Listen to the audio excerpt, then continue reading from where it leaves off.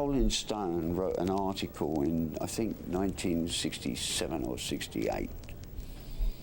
It was, will Cream stand the test of time? It did, and it will, I think. It was really something extraordinarily good that happened musically.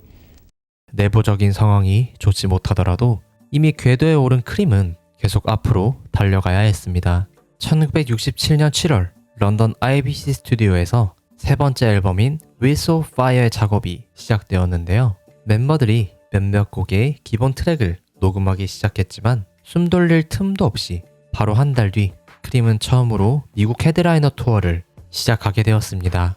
당시 미국에서 크림의 인기는 어마어마했다고 하는데요. 디즈라일리 기어스의 Sunshine of Your Love가 아틀란틱 레이블 계열 최다 판매 싱글 중 하나로 기록되기도 했고, 샌프란시스코의 필모어 오디토리움의 수용 인원이 당시 900명이었지만 1400명이 넘는 관중이 몰려들 정도로 반응이 폭발적이었다고 하네요.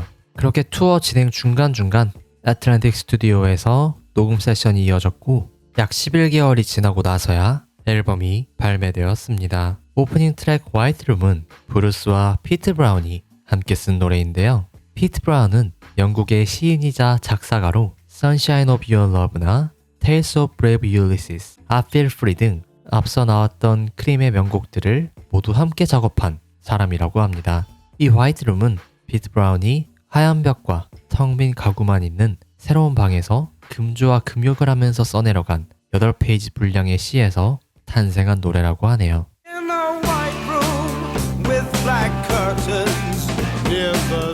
폴리티칸이란 노래도 있는데요. BBC 라이브 세션 직전에 곡이 하나 부족하다는 걸 알게 된 브루스가 즉석에서 리프를 만들었고 마침 그 자리에 있던 피트 브라운이 몇 년 전에 써두었던 시의 한 구절을 붙여서 그날 바로 완성해 방송한 노래라고 합니다.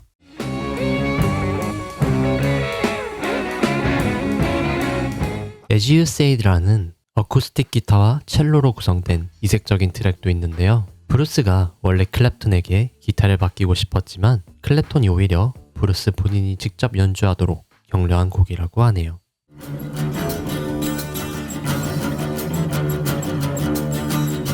라이브 디스크에서는 로버트 존슨의 블루스 크로스로드가 수록되어 있는데요. 클랩톤이 선보인 기타 솔로는 역사상 가장 위대한 라이브 기타 솔로 중 하나로 꼽힌다고 하네요.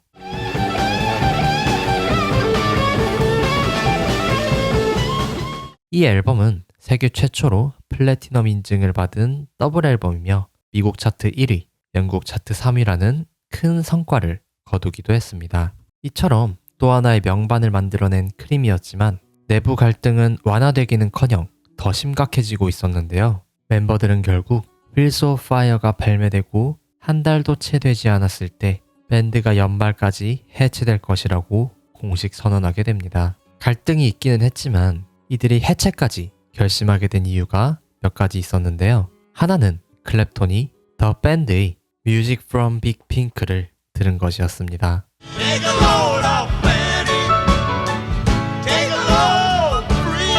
화려한 즉흥 연주 대신 절제된 루츠록을 들려주는 이 앨범을 들은 클랩튼은 우리는 공룡이 되어버렸다. 우리가 하는 것은 빠르게 낡아가고 있었다 라고 이야기하기도 했습니다. 그리고 다른 하나의 이유는 롤링스톤의 혹평이었는데요. 5월에 실린 리뷰에서 크림의 공연은 지루하고 반복적이라는 평가가 나타났고 클랩톤을 블루스 클리셰의 달인이라고 평가하기도 했습니다. 베이커는 이렇게 말하기도 했는데요. 롤링스톤은 클랩톤이 항상 즐겨보는 잡지였는데 거기서 그런 글을 읽은 게 그를 크게 흔들었다 라는 식으로 이야기를 했습니다. I think it was in Texas on the big tour, the 68 tour, where Eric just said, "Man, I've had enough." And I said, "Yeah, man, so have I." And that was it, the end of the gig. We told Stig, I don't know whether he believed it or what. We did what we set out to do, and I think we couldn't have done any more. I think it lasted just the right length of time to make the little statement that we had. I never thought that I would be in a commercially successful band. I didn't set out to do that. In my life, it just happened that way. I'm very glad that it did, though. It was a great experience. I didn't really ever want to be tied down to a band. I mean, the minute it started to get too much like a prison or too routine, then I'd want to get out. You know, I mean, just the gypsy side of me, just moving on. 그렇게 아이러니하게도 크림은 Wheels of Fire가 발매되면서 정상이 올랐지만 그 순간 해체를 선언하게 됩니다. 하지만 멤버들의 바람대로 곧바로 해체가 될 수는 없었는데요. 매니저 로버트와 레이블이 크게 반발했기 때문이라고 합니다. 그도 그럴 것이 발매한 앨범은 미국 차트 1위를 달리고 있었고 밴드는 상업적으로 전성기를 맞이하고 있었는데 이렇게 잘 나가는 시점에 갑자기 해체를 선언하는 것은 눈앞에 금덩이가 달아나는 꼴이었기 때문이죠. 매니저는 최소한 마지막 투어와 마지막 앨범만은 남기자고 계속해서 설득했고 멤버들은 마지못해 이를 받아들이게 됩니다. 그렇게 크림은 10월 4일 오클랜드를 시작으로 미국 페어웰 투어에 오르게 되었고 22번의 공연을 마치고 나서야 세 사람은 영국으로 돌아올 수 있었습니다. 그리고 1968년 11월 26일 런던의 로얄 알버트 홀에서 크림의 마지막 공연이 펼쳐지게 되죠. 원래 로얄 알버트 홀은 클래식 음악의 본거지로 여겨지던 곳이었는데 5,000명이 넘는 관중이 몰려들었고 BBC가 직접 카메라를 들고 현장을 담았다고 합니다. We did the Goodbye Cream concert at the Albert Hall, and we did the Goodbye album, which was some of that tour live, and we did 3 tracks in LA. 이들의 마지막 앨범인 굿바이는 10월 LA 포럼 공연에서 담은 라이브 트랙 3곡과 스튜디오에서 새로 녹음한 3개의 곡으로 구성되어 있는데요. 원래는 더블 앨범으로 기획되었지만 최종적으로 단일 앨범으로 출시되었다고 합니다. 스튜디오 트랙 중 가장 주목받은 곡은 배지였는데요.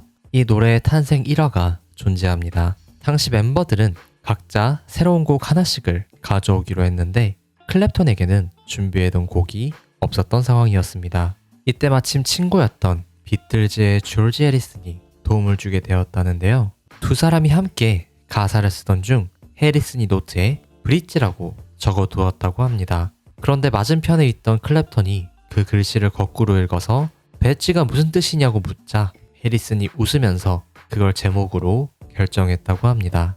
이때 해리슨은 계약 문제로 크레딧의 본명 대신 L'Angelo Misterioso 라는 가명으로 이름을 올렸다는데요. 당시 비틀즈는 EMI 소속이었고 다른 레이블의 아티스트 앨범에 본명으로 참여하는 게 계약상 금지되어 있었기 때문입니다.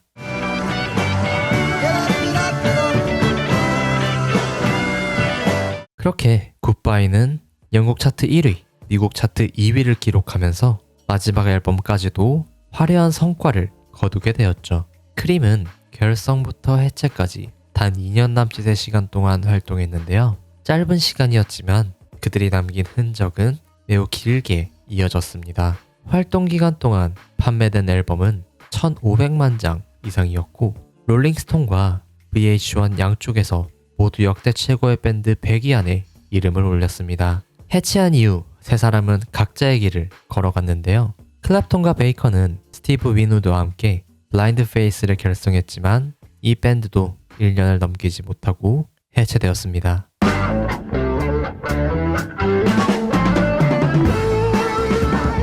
블라인드 페이스 해체 이후 베이컨은 나이지리아에서 아프로비트의 전설 펠라쿠디와 함께 음악을 만들며 서아프리카 최초의 16트랙 녹음 스튜디오를 세우게 되었고 클랩턴은 데렉 앤 도미노스와 솔로 커리어를 이어가며 17개 그래미 어워드를 수상하는 기타리스트가 되었습니다. 브루스는 재즈와 실험적인 음악을 탐구하며 솔로 활동을 이어갔는데요. 롤링스톤 독자 선정 역대 최고의 베이시스트 8위에 올랐다고 하고 게들이나 스팅 같은 다음 세대 베이시스트들이 그를 자신들의 가장 큰 영향으로 꼽았다고 합니다. 크림의 음악적 유사는 록 음악의 방향을 바꾸어 놓기도 했는데요. 기존의 블루스의 구조를 가져오되 볼륨을 극한까지 높이고 재즈와 결합하여 즉흥으로 연주하는 방식을 도입했습니다. 예를 들어 스푼풀의 원곡은 2분 정도의 블루스 곡이었는데 크림은 이 노래를 6분이 넘어가는 훨씬 파워풀한 노래로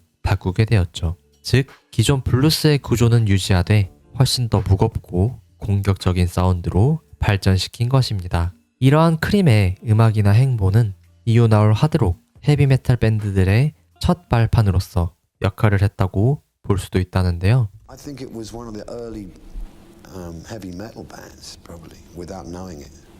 You know, because when we disbanded Cream, and they weren't around anymore, Led Zeppelin filled the voids, and they became the first kind of official heavy metal band. So maybe Cream was the forerunner of that.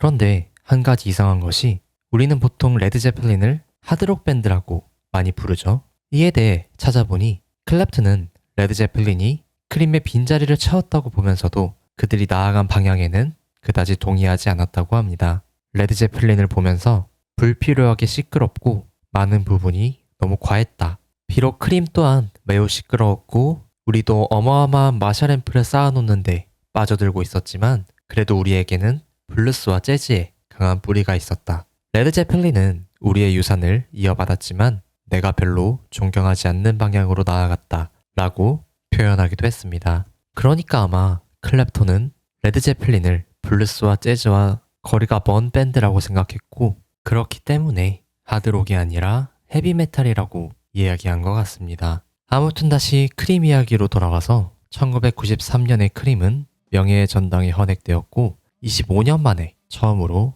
세 사람이 함께 무대에 오르게 됩니다.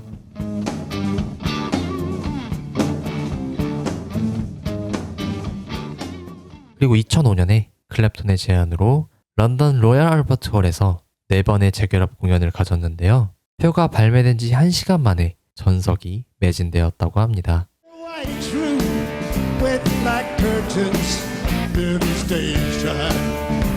그리고 또 시간이 지나 2014년 잭 브루스가 세상을 떠나고 2019년 진저 베이커 또한 하늘나라로 떠나면서 지금은 클랩톤만이 남아있게 되었습니다. 크림 오브 더 크롭, 각자의 악기에서 최고로 불리던 세 사람이 모여 단 2년 만에 새로운 록 역사를 썼고 그 2년이 만들어낸 음악은 지금도 다양한 형태로 살아있습니다. 크림 이야기는 이렇게 끝이 나는데요. 하드록을 굉장히 좋아하시는 분이라면 그 근본이 되는 블루스록을 한번 들어보시는 게 어떨까요? 크림이 이를 위한 좋은 밴드가 될 거라 생각이 듭니다. 블루스록을 시작으로 묵직한 사운드를 세상이 보이는데 큰 역할을 했으니까요. 이상 크림 밴드 연대기였습니다. 감사합니다.